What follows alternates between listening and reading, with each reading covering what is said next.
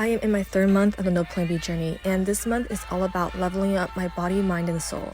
For the first half of August, I worked on overcoming perfectionism. And I really dislike that word, and I would never willingly identify myself as a perfectionist. But I am one, and it was becoming a serious problem. My perfectionism was so bad that it would paralyze my entire body, and I just couldn't get myself to do anything. It was exhausting, and I just didn't want to feel like this anymore. You can't move on to the next stage if you don't take care of what is happening right now. So that's what I'm doing. I'm allowing myself to get in my head a little bit, and I'm allowing myself to feel emotions and to be honest with my feelings. Recently, I feel this is not recently, this is like every single day, I always say I can do so much more and so much better, and that I am not doing enough. And I guess in a sense that's like a deep-rooted core belief that I am not enough. And I am okay with feeling that way because it does drive my motivation. It makes me a very diligent and disciplined person. It was like really hard for me before to have to like deal with the feeling of like not being good enough. But nowadays, I just use it as like power, as motivation, as strength. I started the No Plan B journey for the very reason to overcome self-doubt and fear, so I was set to do that.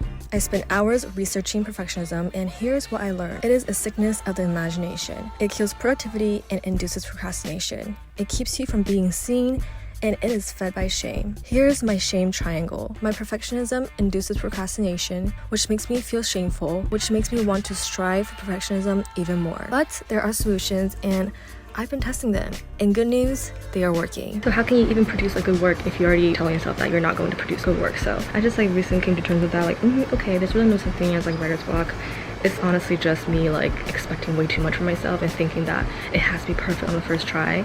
Honestly, like nothing is ever good on the first try. Looking back at like my old writing, they're not that bad. They're not that terrible. Like, yes, maybe they need some like edits here and there, but that's it. Like, it's honestly not that bad. So I'm just like telling myself, like training my mind right now to just write, just to put it out there. Like, it's fine if it's not good.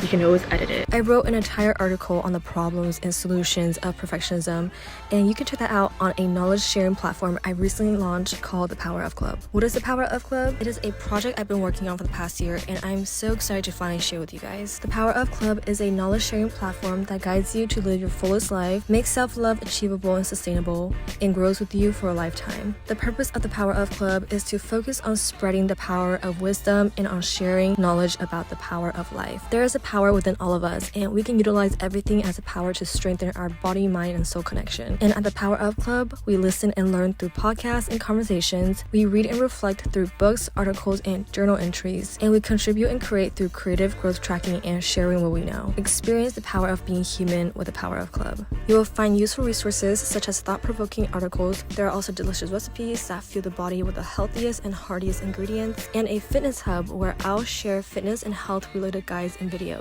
And this is just the beginning. I learned so much about myself during this process of creating the Power of Club, and it was quite challenging sometimes because it took a lot of having to overcome things, having to overcome my doubt, my fear, my perfectionism, overcome my inner critic, overcome just so many different obstacles that I set for myself. They weren't even external blockades. It was more so my mind being in the way of my achievements.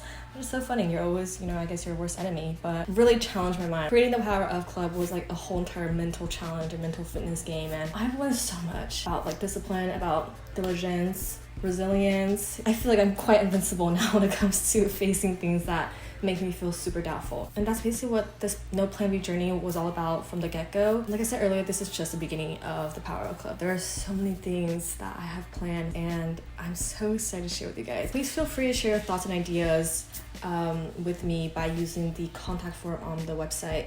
I've been reading your messages that you've been submitting to me, and I'm just so happy to see that you guys are just as excited as I am about the Power of Club. I'm very grateful for all the support and inspiration that you guys provide me.